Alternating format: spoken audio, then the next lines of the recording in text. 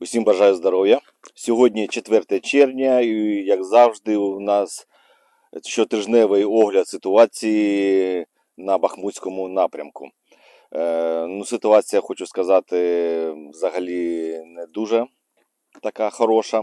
Але перед тим, як все розповісти, хочу нагадати, бо вчора я відкрив збір на дрони Камікадзе для нашого дивізіону на 100 дронів. Потрібно зібрати 50 тисяч доларів. За день ми зібрали з вами вже 10 тисяч доларів. І потрібно надалі ще більше ваших донатів, вашої допомоги для того, щоб ми купили ці дрони. Бо вони заказуються, вони робляться 2 місяці і потрібно якнайшвидше їх заказати, щоб ми вже... Чим швидше ми закажемо, тим швидше почнемо роботу по цим оркам. Бо наша розвідка літає та бачить, де вони знаходяться, але влучити там не може наша артилерія, бо чи кут той, чи дальність. А так, завдяки цим дронам, наша аеророзвідка буде ударна і буде працювати вже для того, щоб вже не тільки як розвідка, а ще й буде винищувати цих ворогів.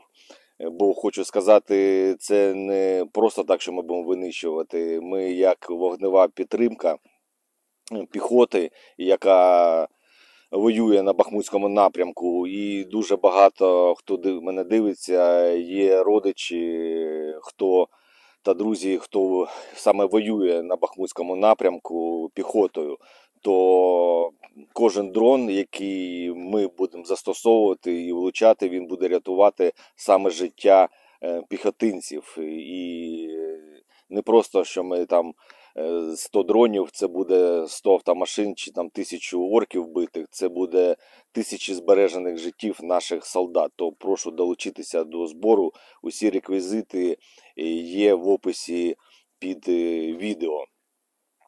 А зараз розповім, яка зараз ситуація на Бахмутському напрямку.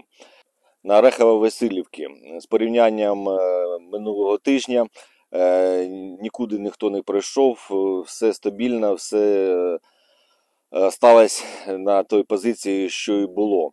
Але якщо я кажу, що все стабільно і без ніякого руху, це не значить, що там не йдуть бойові дії.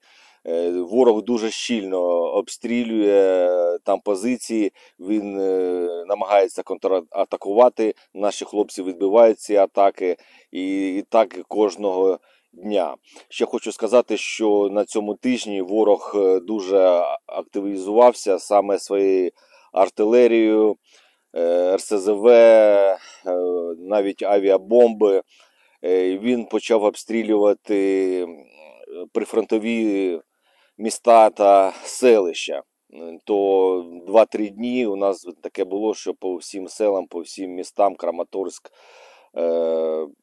Дружківка, Констаха і дуже багато сел, туди прилітали там смерчі і все, що завгодно. Вони стріляють касетками, це рандомно вони все б'ють і кошмарять усе населення. То на цьому тижні була така активність.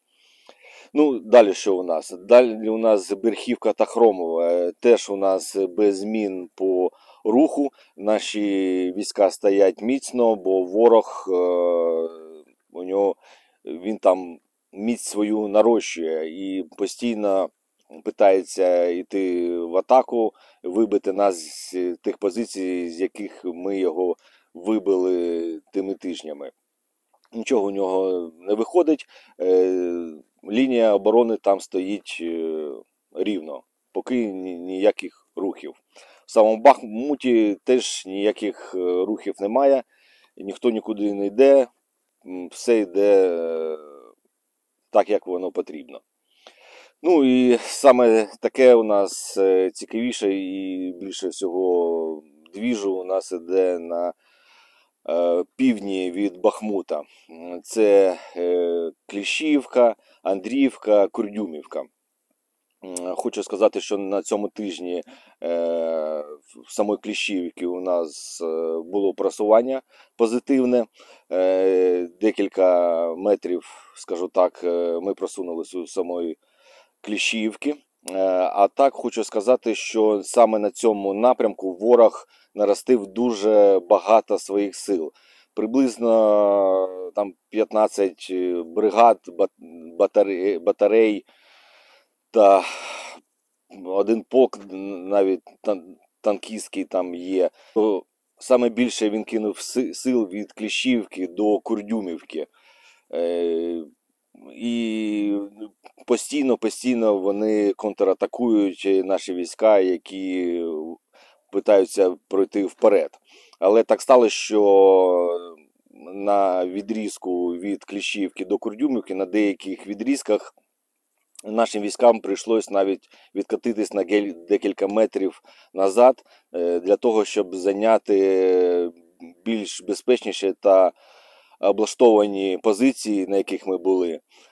Бо ворог на цьому напрямку став міцніше і його набагато більше стало, бо вони туди прислали все, що можна, всю живу силу, і там дуже багато артилерії їхньої. Браку снарядів у них немає і постійно йдуть обстріли наших позицій. То для того, щоб зберегти особовий склад та зайняти позиції там, де буде легше стояти в даний момент в обороні, бо противник перевищує у кількості, то зараз там стоїть вже міцна така наша оборона, і ми їх потрошки перемалюємо, ну, розстрілюємо чим можна.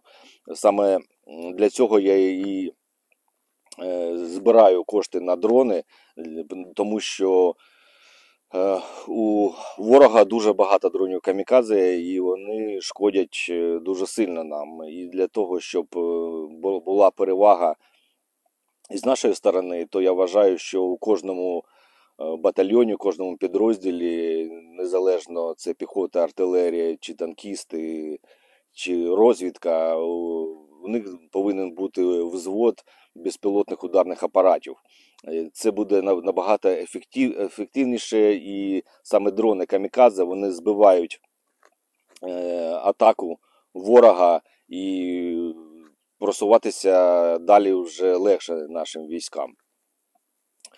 Ну, а так хочу сказати, що ворог там нарощує свої позиції на цьому відрізку. Ми теж не стоїмо на одному місці і постійно хочу вам сказати, ми отримуємо новітню зброю, постійно тренування, особливо це піхота. У них тренування йдуть кожен день. І ми, можна сказати, зараз стали в таку оборону, ощетинюємося та просто перемолюємо ворога, який зараз на цьому напрямку підійшли його нові резерви. То займаємося саме цим. І, ну, я гадаю, що все наше командування прораховує і буде все гаразд, але не все так просто, як показує практика. Ну, хочу ще сказати, я от недавно розмовляв з одним військовим, і він каже мені таку річ. Андрюха каже, та хочеться пожити після війни. Так, я перефразував би, хочеться пожити після нашої перемоги. Бо особливо хлопці військові, які були під обстрілами, які бачили навіть смерть в обличчя. Багато з нас, хто вже прощався з життям, після цього ти переосмислюєш своє життя. І от коли кажуть, що після війни хочеться пожити, бо хочеться пожити вже по-іншому. Ти по-іншому дивишся на життя, на проблеми. Там хтось каже, мене там болер потік, там зламалась автівка, я запізнився на потяг, у мене прорвала труба, затопив сосед, і він розповідає це цілий день, все повторює. Ну, для мене зараз це не проблема, бо проблема, яка тебе не вбиває, це не проблема. І всі повинні розуміти, хто зараз цивільні, тому там лампочку не вкрутили в під'їзд, тому там сміття не вивезли. Щось робіть самі, щось як-то не треба кіпіш робити по всяким мілочам, бо після того, як побуваєш на війні, ти розумієш, що дуже багато речей ти робив неправильно у своєму житті, і треба зараз робити все інакше.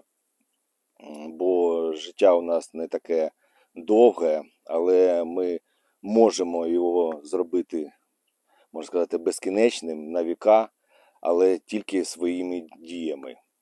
І дії це наша перемога. І ми обов'язково переможемо, бо ми не переможні. Слава Україні, слава ЗСУ, а Путін – гандон.